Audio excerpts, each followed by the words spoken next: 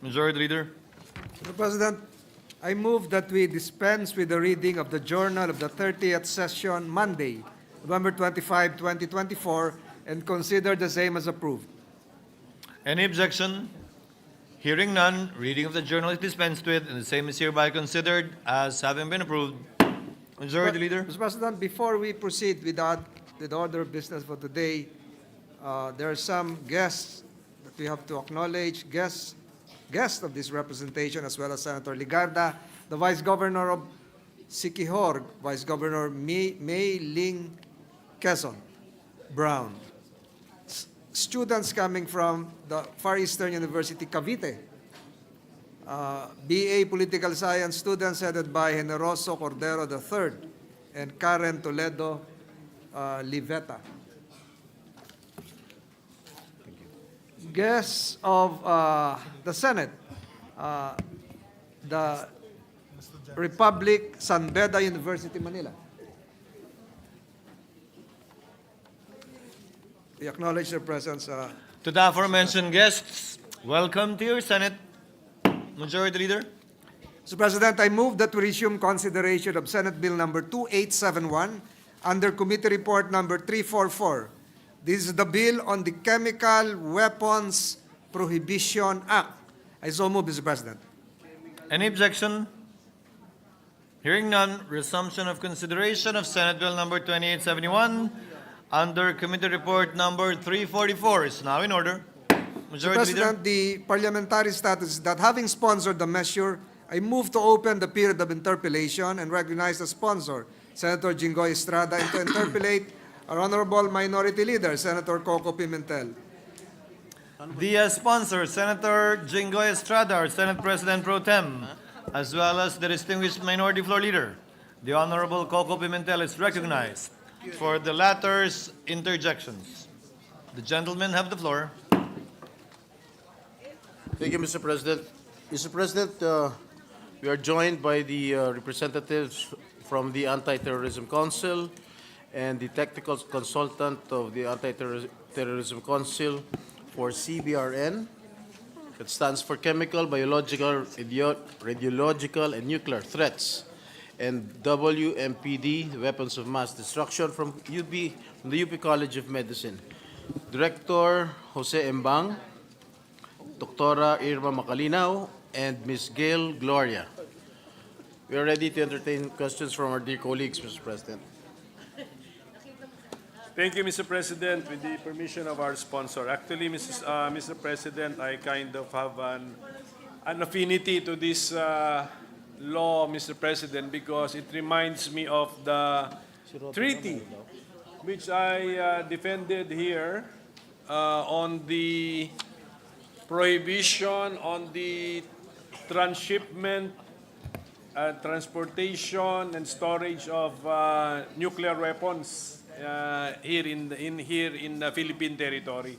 So, tama po ba ako yung pakiramdam ko na magkamukha po itong dalawang treaty na ito, except that sa subject matter lang nagkaiba? Mr. President, this bill is primarily concentrated on the chemical weapons, Mr. Correct. President. Kaya nga, gusto ko kung yung treaty po na napasa natin dito ay concerning nuclear weapons, ito naman po ay ang pagsasabatas sa Pilipinas ng isang tratado na pinasok na natin noong 1990s na ang subject matter naman, chemical weapons. Ganun po yon? Yes, Mr. President. Okay, sige po. So most likely, parang binibigyan din tayo ng preview na baka sa future, kailangan din natin ng batas tungkol naman doon sa isang treaty on the nuclear weapons. Ganun po ba yun? Most probably, Mr. Yes, President. opo. At ito po yung magiging kamuka po dito. So ano po yung, paano po natin in-approach ito? Did we also approach this like yung dangerous drugs law natin na yung batas natin on the dangerous drugs, nag-refer tayo sa treaties, tapos ginawa nating annex to the law yung mga listed na prohibited or regulated dangerous drugs doon sa treaty? Yun po ba ang ating approach sa batas natin ngayon?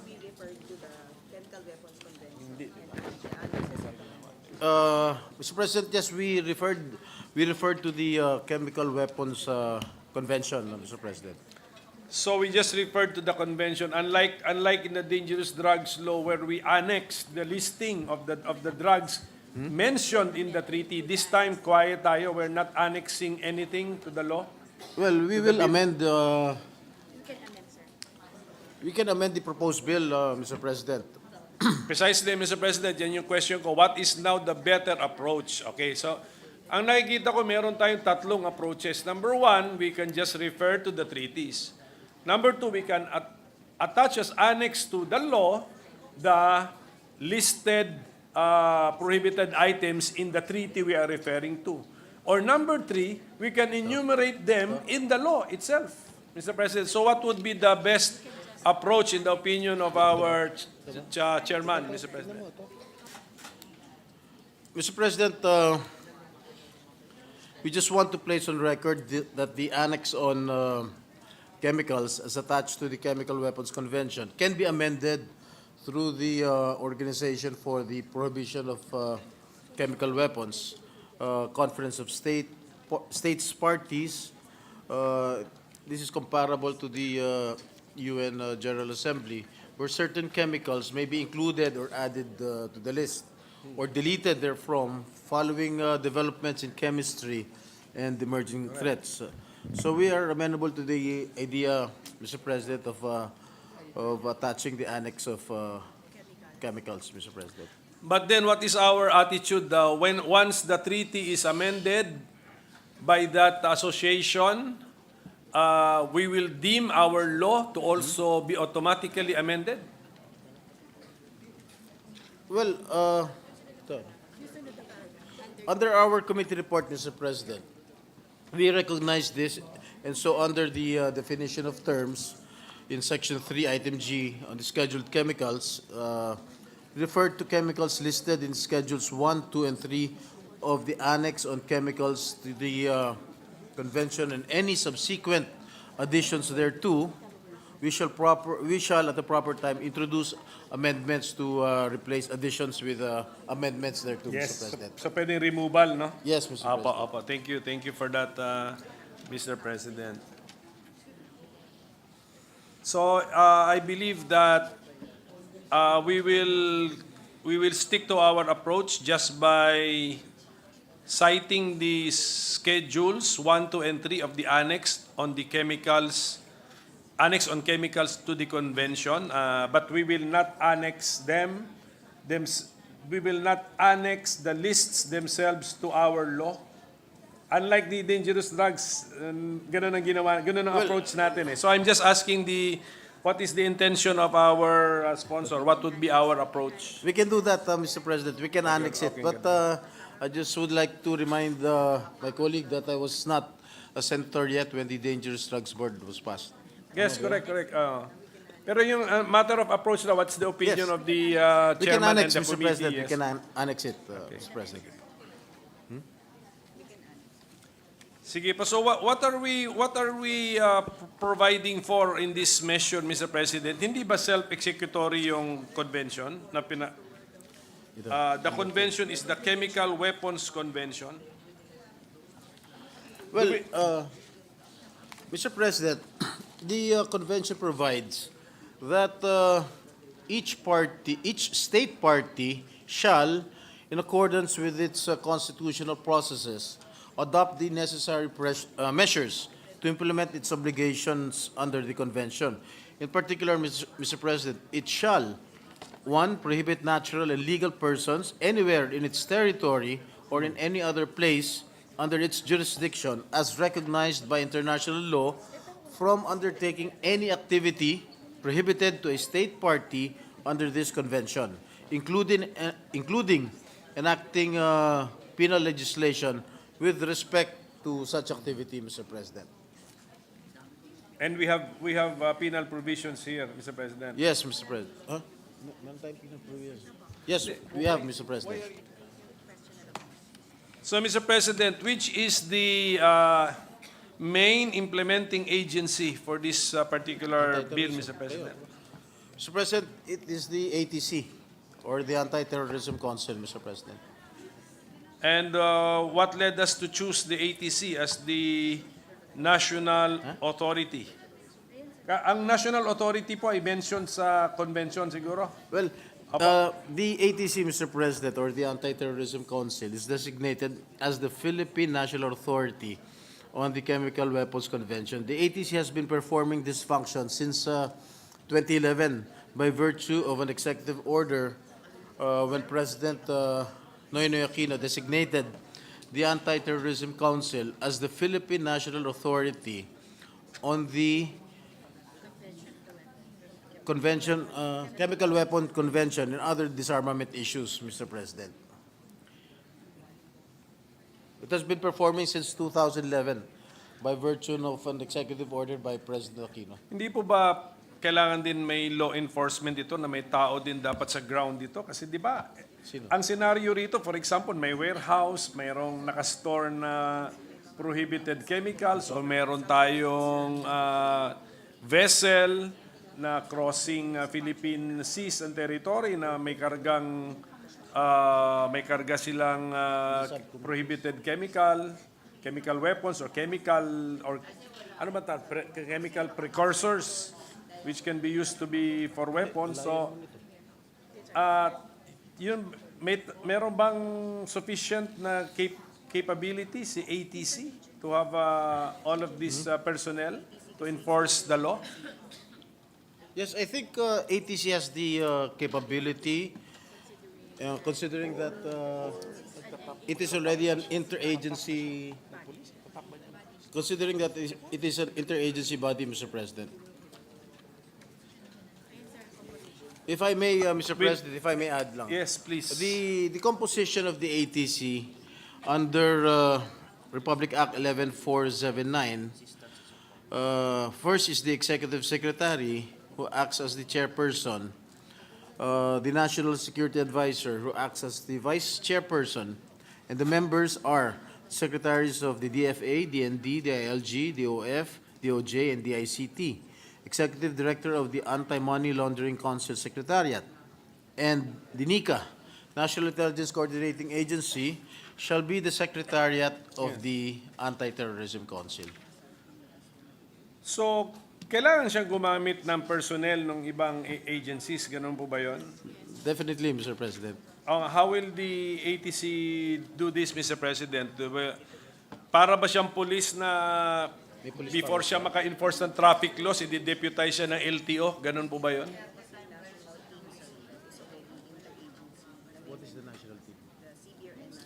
Meron pa bang formal deputization na kailangan gawin si ATC sa mga law enforcement personnel under our bill?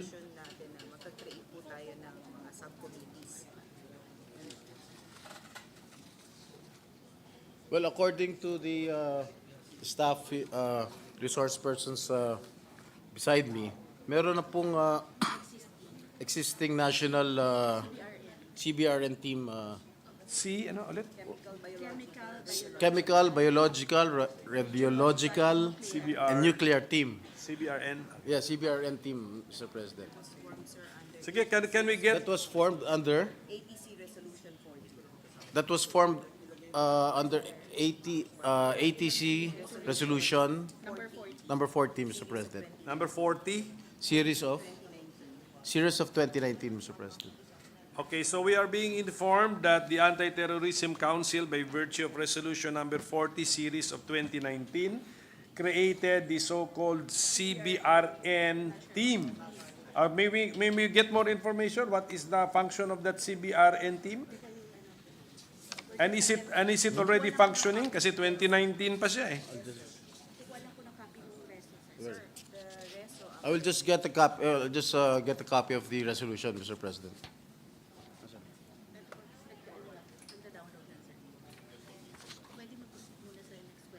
And since kung functioning na siya, can we get an example of its greatest achievement? Well, the main achievement, Mr. President, I think there is already a national CBRN plan of 2022. Mr. Plan. President. We have a Yes. plan. Okay. Yes. But do we have already parang ano ba tawag dito? Concrete? Arrests or Meron na. cases filed against violators? Unfortunately, there are no arrests made as of this moment, Mr. President. But are there any discoveries of the presence of CBRN in prohibited CBRN in Philippine territory? Meron? Or do we even None. suspect that None that we know of, Mr. President. None. Okay. Okay, so According to the... yes. So it's either It is not it's the information did not come from myself, Mr. It's either President. it's good news Or bad that news. Philippine territory is not Yeah. being used for the transshipment, storage, manufacture of CBRN prohibited items, Yes. or bad news that we do not know what is happening within Philippine territory. So, so what? Well, the CBRN plan, or the action plan, no, also prevents the proliferation of these chemical weapons, Mr. President. The action plan is about risk mitigation and the prevention, Mr. President.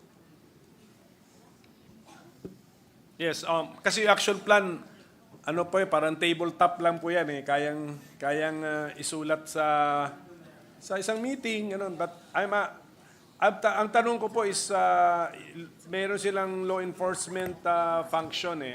So, meron na ba na-encounter sila na CBRN incident within Philippine territory?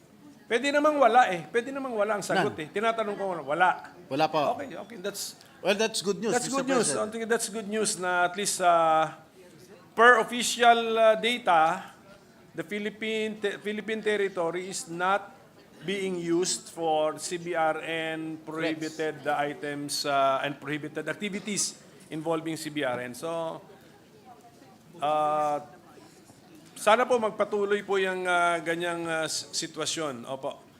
Pero sa drugs, alam ko maraming mga raid, maraming mga insidente, pero prohibited drugs yon, iba po yun. Opo.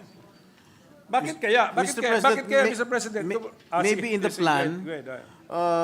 the National CBRN Plan of 2022, maybe the preventive measures under this plan serves as a deterrent, no?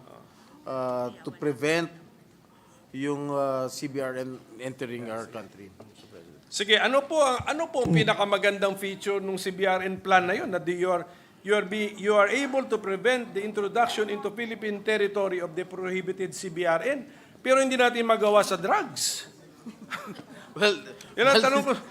Ano ang insight na alam ng council at ano ang mekanismo na nagawa ng council sa illegal drugs, hindi natin magawa.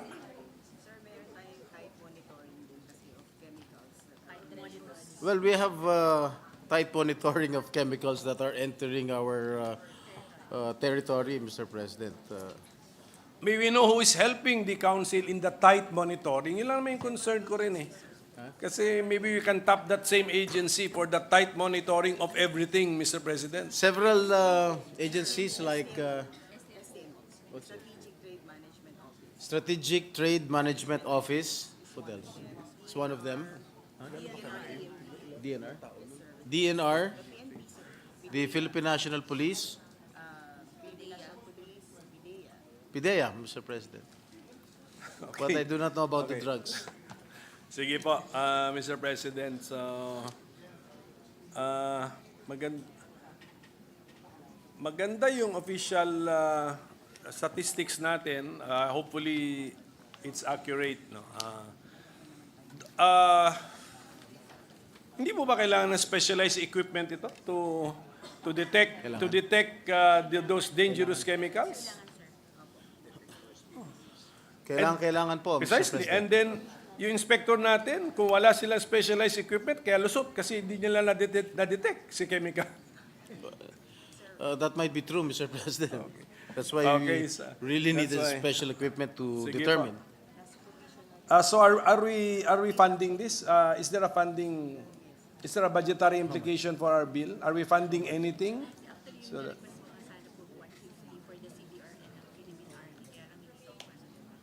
Well, I was requesting for a funding during the budget hearing for around 150 million. And I hope the members of the Bicameral Conference Committee would approve of the 150 million that I am sponsoring, Mr. President. well, as much as possible, we sana And if I may, Mr. President. yes. Anong bill nito? Ano ito? Well, Section 19 of this proposed bill provides appropriations to be charged against the appropriations of concerned agencies of the PNA CWC. We are not expecting additional expenditures on the main thrust of the measure, that is on the regulatory mechanism of toxic chemicals, as this is already being carried out by the Anti-Terrorism Council, albeit without the force of the law. They have established linkages with the stakeholders of the chemical industry, and they have been collecting information pursuant to our commitments to the convention. And nonetheless, our committee report believes that it is important to enhance our current capacities in addressing chemical threats and the entire CBRN spectrum. And we can share to the Honorable Senator in private, in light of the national security considerations, the budgetary requirements as presented to this representation, Mr. President. Sige po, Mr. President. Of course, we are very supportive of this measure, and we want this to be an effective mechanism that we're establishing. Hindi yung malinis yung ating data na zero incidents kasi hindi natin na-detect. Actually, Mr. President, naalala ko nung COVID time, may mga bansang zero ang COVID nila kasi daw hindi sila nagtitest.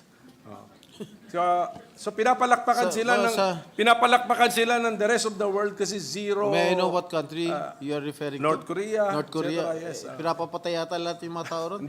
Hindi naman po. Pero ang gusto ko sabihin, pwede kasing ganun yung official data mo. Tayo, maybe lack of equipment, we cannot detect. But we want an effective mechanism to be in place. Ayaw lang natin na, tandaan natin na chemical weapons po ito pinag-uusapan natin. Ano? Na let us say, that's why ang justification, Anti-Terrorism Council, because that can be used as a weapon of mass destruction or for mass hysteria or panic. Diba? Mass panic because may nangyayari dyan, you don't know what's happening because chemical siya. It cannot even be seen, Mr. President. Yan po yung nangyayari po rito.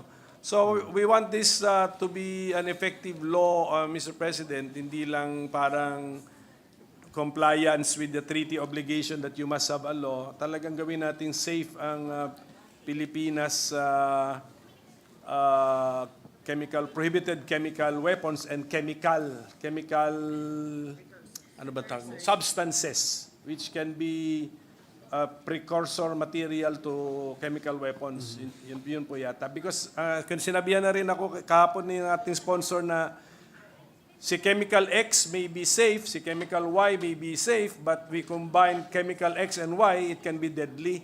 Yes, Mr. President. Ayan po, as explained to me by our sponsor. And I hope, sabi ko nga sa kanya, kung gano'n na situation, I hope both chemicals are listed in the convention, pero kung hindi, because they are safe, the combination of chemical XY must be listed in our law, kung sakali. Or are we allowing the council to add to the list? Yes, Mr. President. We can.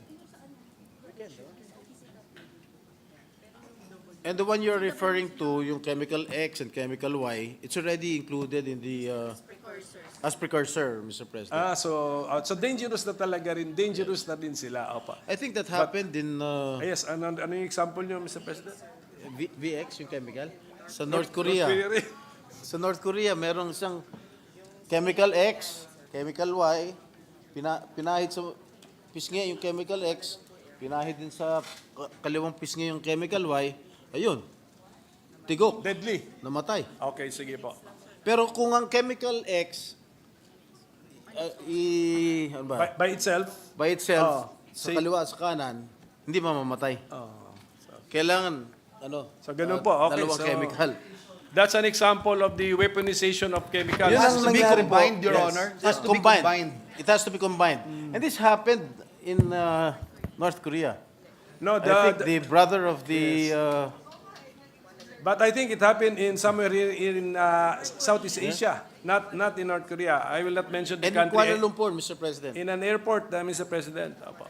Yes. Yes, apo. So, yan lang po yung ating objective dito to really make this an effective law.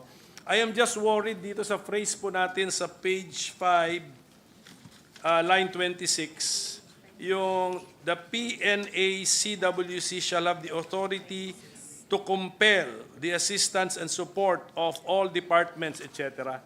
Yung phrase lang ng authority to compel, Is that a usual phrase used in laws, Mr. President? Ano po ba nakita niyo?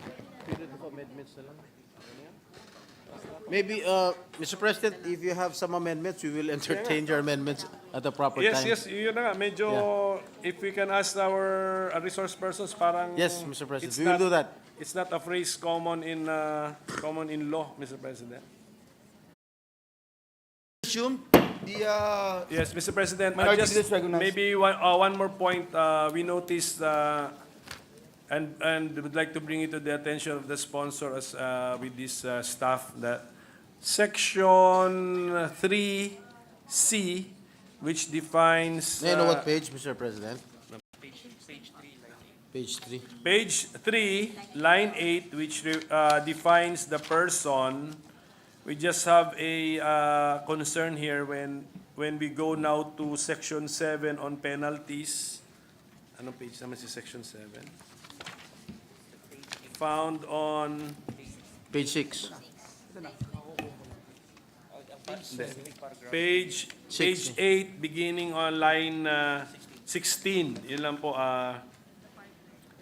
We will punish, we notice that we are punishing or penalizing the individual for, and ano tawag mo doon, overlooking the liability of the juridical entity, which is also a person as defined in Section 3C. If we can just request the sponsor to revisit Yes, the two we take note of provisions. that, Yes. Mr. President. Parusahan din natin yung juridical entity na, Yes. na ma-involve. We take note of that. So with that, Mr. President, I think we have raised our concerns, but I'm sure the sponsor is open to refining some of our provisions here to really ensure that, number one, we are compliant with the treaty, and then number two, that it will be an effective law.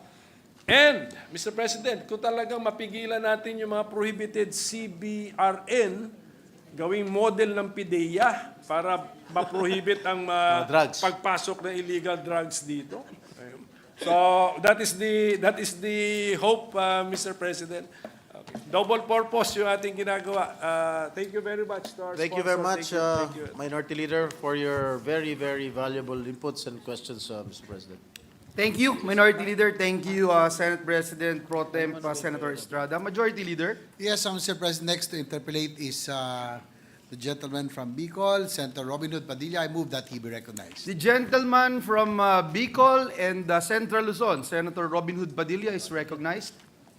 Maraming salamat po, Ginoong Pangulo, at sa ating pinunong mayorya. Gusto ko lamang pong ipabatid na isa pong karangalan ang matanong, ang anak ng masa, ang idolo po ng mga artista, Senador Jinggoy Estrada. Nagkakamali po kayo ron. Kayo po ang idolo ng mga artista, hindi na po ako.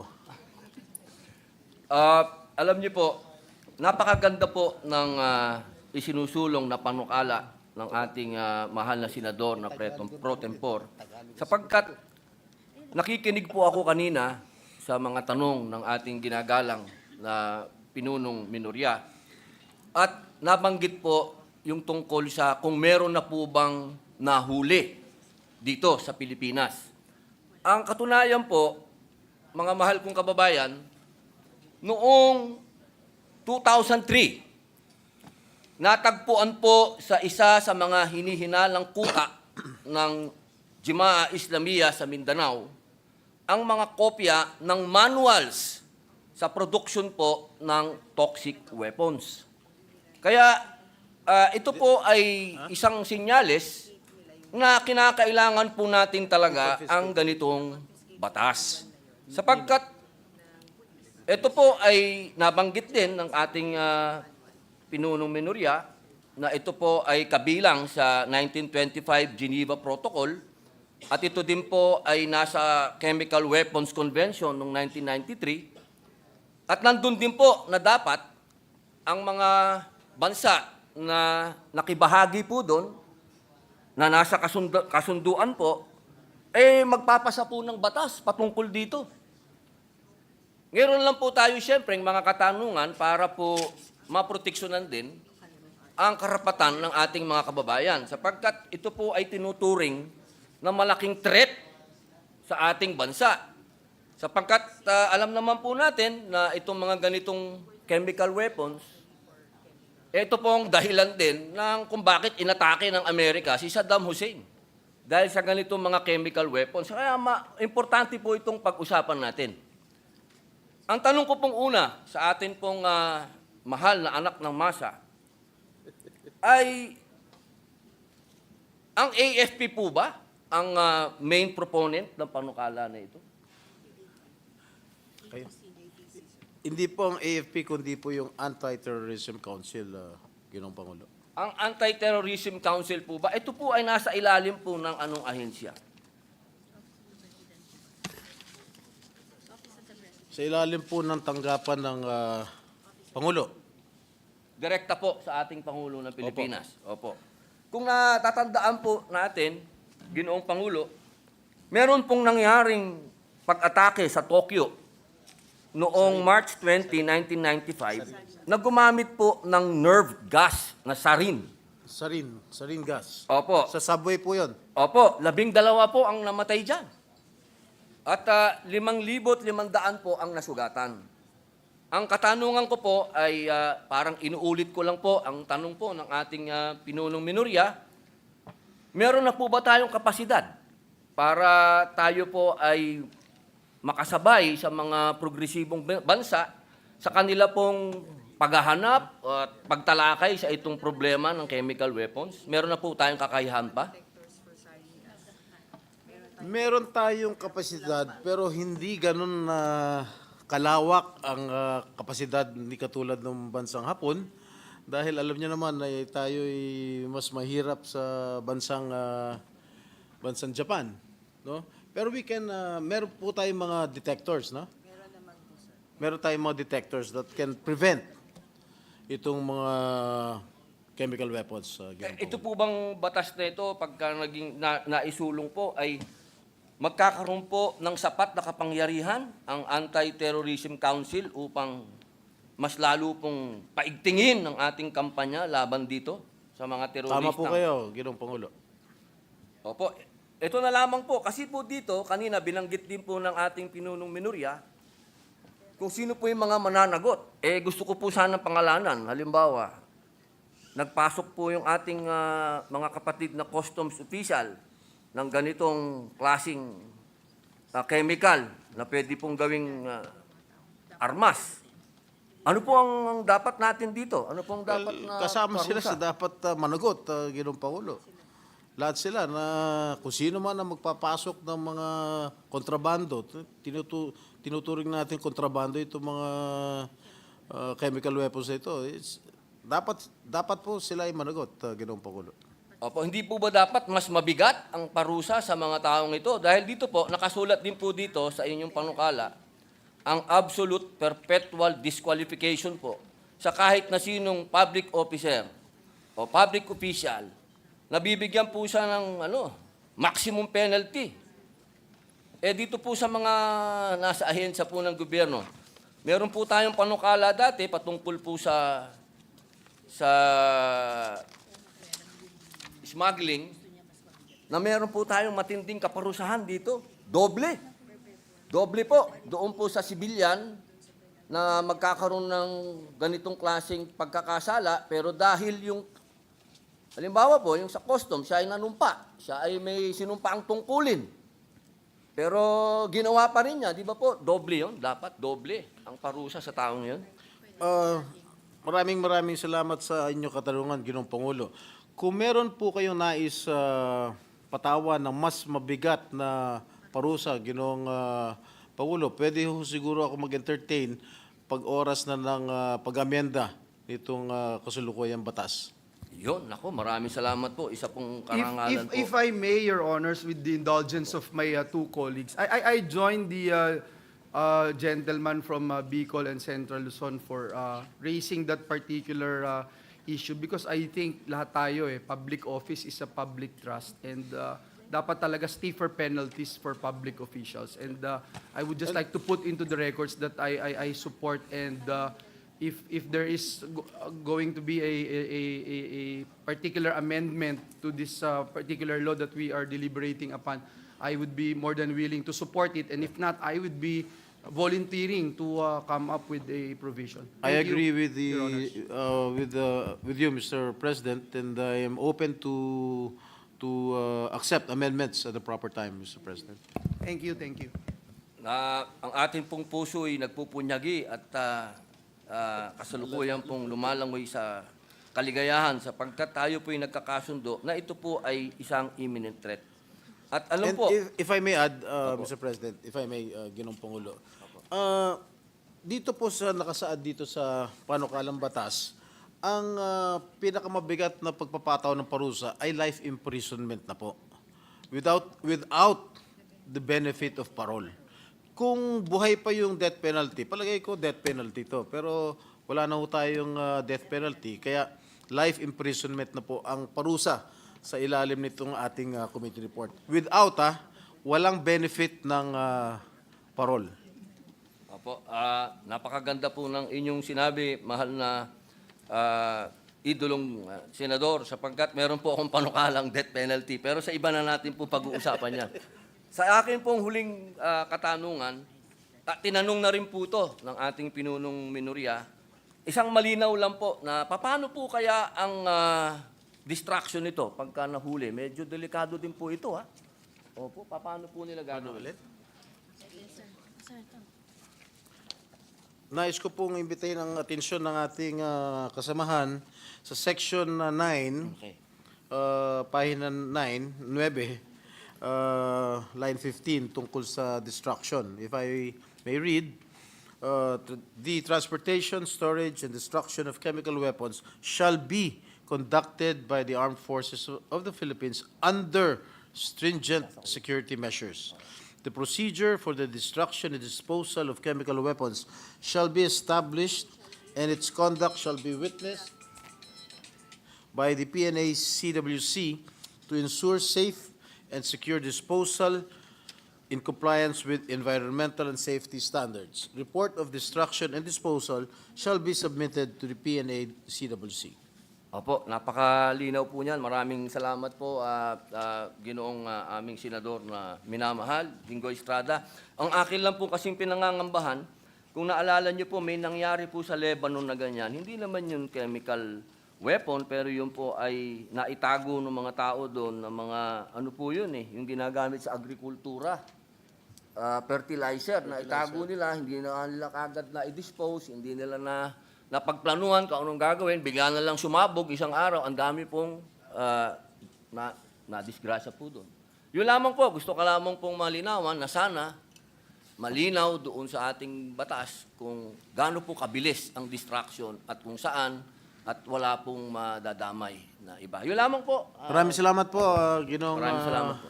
Senator Padilla. Thank you, Senator Padilla. Your Honor, if I may just raise just one question to the distinguished sponsor. May we know how does the proposed measure relate to the Strategic Trade Management Act, or STMA, which was passed in 2015, that aims to prevent the spread of weapons of mass destruction by regulating the trade of goods, among others. What would be what would happen to that law, or are there any similarities? Or? Well, Mr. President, the STMA covers the export of strategic goods from the Philippines, import of strategic goods into the Philippines, and the transit or transshipment through the territory of the Philippines. And the DTI, which is the mother agency of the STMO, the executive and technical agency of the national government, which established management system for the trade of strategic goods, is supportive of this measure. And according to them, it complements Republic Act 10697, or the Strategic Trade Management Act, or the act that prevents the proliferation of weapons of mass destruction by managing the trade of strategic goods, Mr. President. Your Honor, is there a because does the country still submit national reports to the 1540 committee on the actions taken by government to prevent the spread of mass destruction? I'm actually interested if indeed may achievements or ano yung kulang pa nitong STMA na mapupunan po nitong proposed measure na ito, Ginoong Pangulo.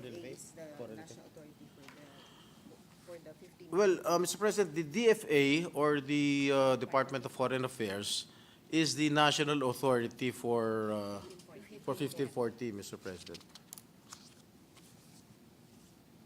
And they submit reports to ano? Do they?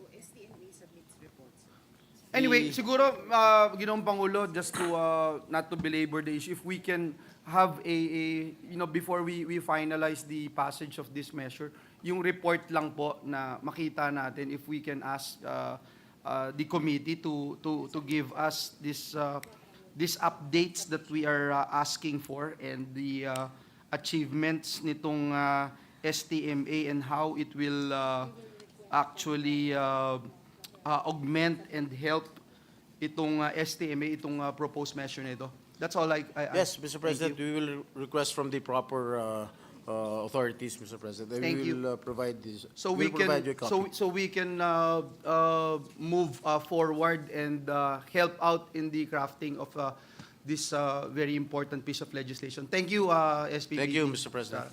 Majority Leader, Mr. President, there being no other member who wishes to interpret, I move to close the period of interpellation.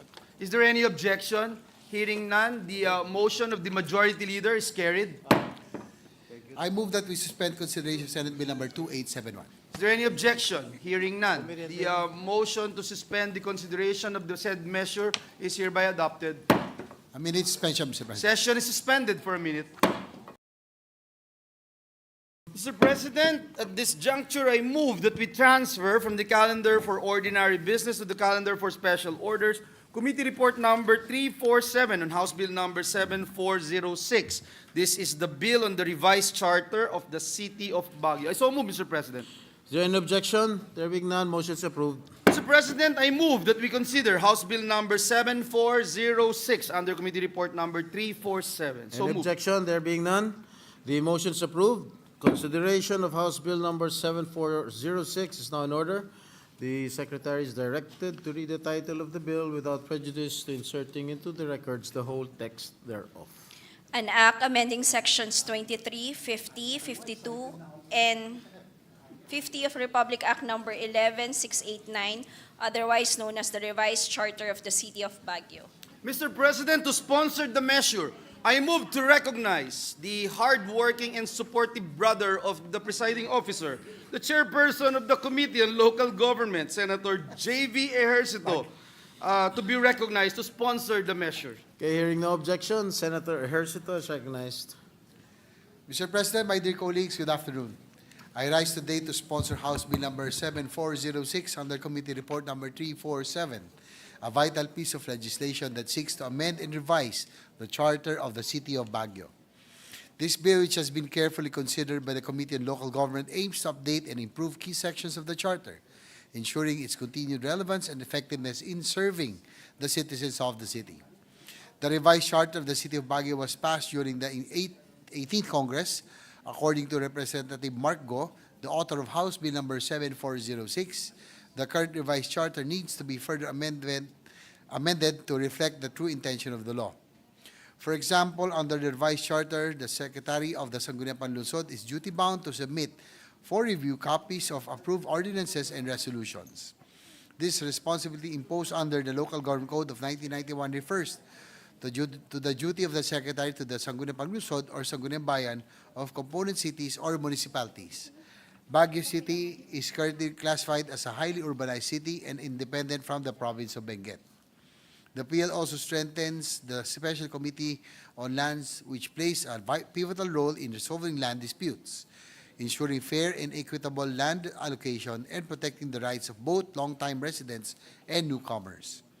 It will broaden the committee's membership to include representatives from key government agencies such as the Department of Human Settlements and Urban Development.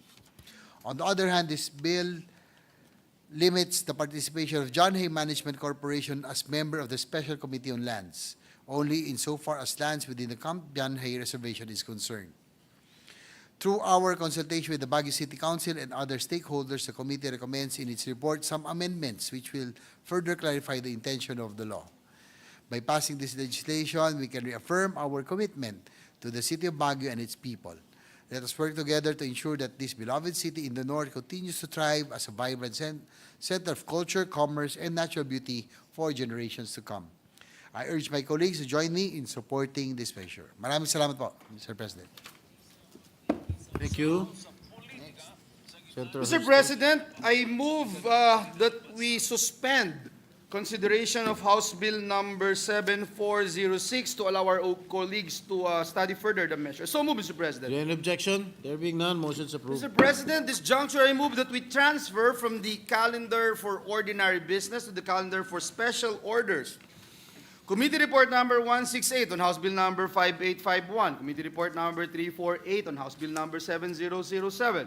Committee Report number 350 on House Bill number 5828. Committee Report number 351 on House Bill number 5831. Committee Report number 352 on House Bill number 5832. Committee Report number 353 on House Bill number 5837. Committee Report number 354 on House Bill number 5836. Committee Report number 355 on House Bill number 5833. Committee Report number 356 on House Bill number 5556. Committee Report number 357 on House Bill number 5850. Committee Report number 358 on House Bill number 5841. Committee Report number 359 on House Bill number 39771. Committee Report number 360 on House Bill number 5846. Committee Report number 361 on House Bill number 5852. Committee Report number 363 on House Bill number 7004. Committee Report number 365 on House Bill number 6158. And Committee Report number 366 on House Bill number 5845. These are bills, Mr. President, declaring working holidays. I so move, Mr. President. Any objection? There being none, the motion is approved. Mr. President, I move that we consider the aforementioned House bills. I so move, Mr. President. Is there any objection? There being none, the motion is approved. The Secretary is directed to read only the title of the bills without prejudice of inserting into the record the whole text thereof. House Bill number 5851, Valenzuela Foundation Anniversary, 7007, Fiesta Alegría de Isabela, 5828, Francisco Santiago Day, 5831, Hermano Puli Death Anniversary, Quezon Province, 5832, Feast Day of the Holy Cross, Santa Cruz Occidental, Mindoro, 5837, City of Living God, Puerto Princesa, 5836, Parada ng Lechon Celebration, Balayan, Batangas, 5833, Huseng Batute Day, Santa Maria, Bulacan, 556, Kawit Foundation Day, Kawit, Cavite, 5850, Tandang Sora Day, Quezon City, 5841, Mendez Nunez Foundation Anniversary, Cavite, 9771, Araw ng Isabela de Basilan, Araw ng Sakayan, Isabela, Basilan, 5846, Araw ng Bayan ng San Mateo, Rizal Province, 5852, Araw ng Santa Cruz Foundation Anniversary, Occidental Mindoro, 7004 Abaka Festival, Catanduanes, 6158 Sarangani Day, Sarangani Province, 5845 San Carlos Foundation Anniversary, Negros Occidental. Majority Leader. Mr. President, I move that we recognize the chairperson of the Senate Committee on Local Government, Senator J.V. Ejercito, to deliver an omnibus sponsorship speech. I so move, Mr. President. In objection, there being none, motion is approved. Senator Ejercito is recognized. Thank you, Mr. President, my dear colleagues. As chairperson of the Senate Committee on Local Government, it is my distinct privilege to rise today to deliver an omnibus sponsorship speech on Committee Report number 168 and Committee Report numbers 348 up to 366. I'm pleased to present these proposed 21 new non-working holidays for your consideration. These holidays celebrate the diverse traditions and historical events that make up the rich tapestry of Philippine culture. In the interest of time, I will not mention the title of the bills. However, it is worth mentioning that these local holidays will be celebrated by our constituents in various local governments, namely Valenzuela City for its foundation anniversary, Isabela Basilan for its Fiesta Alegría de Isabela, Province of Basilan for its foundation anniversary, Santa Maria, Bulacan in honor of the life and music of Filipino musician and composer Francisco Santiago, Province of Quezon in commemoration of the death anniversary of revolutionary hero Hermano Puli, Santa Cruz Occidental Mindoro in celebration of the feast day of Holy Cross, Puerto Princesa City in commemoration of its declaration as the City of the Living God, Balayan, Batangas in celebration of the Parada ng Lechon, Santa Maria, Bulacan in honor of the life and literary work of Filipino poet and writer Jose Corazon de Jesus, Kawit, Cavite for its foundation anniversary, Quezon City in commemoration of the birth anniversary of 𝗪𝗘𝗍𝗓 Aquino, Mendez Nunez, Cavite for its foundation anniversary, Isabela City, Basilan in commemoration of its charter anniversary, San Mateo Rizal in commemoration of its founding anniversary, Santa Cruz Occidental Mindoro for its foundation anniversary, Calapan City Oriental Mindoro for its foundation anniversary, Province of Catanduanes in celebration of the Abaka Festival, Province of Sarangani for its foundation anniversary in the contribution of the indigenous peoples of Sarangani, and San Carlos City, Negros Occidental in commemoration of its founding anniversary. Mr. President, the Committee on Local Government continues to strive to take a balanced approach in the evaluation of local holiday bills. We consider the historical or cultural significance of the proposed holiday, ensuring it meets national standards following the criteria set by the Senate. Furthermore, we also strive to maintain a reasonable number of non-working holidays in each province and prioritize those with the history of observance through executive issuances. My dear colleagues, holidays are far more than a pause in our schedules. To quote our local author, holidays are moments of collective celebration and connection. They are vital threads that weave together our past, present, and future, connecting us to our heritage and shaping our shared identity. In closing, Mr. President, I believe these measures will greatly benefit our local communities and I urge my colleagues to grant them swift passage. Maraming salamat po.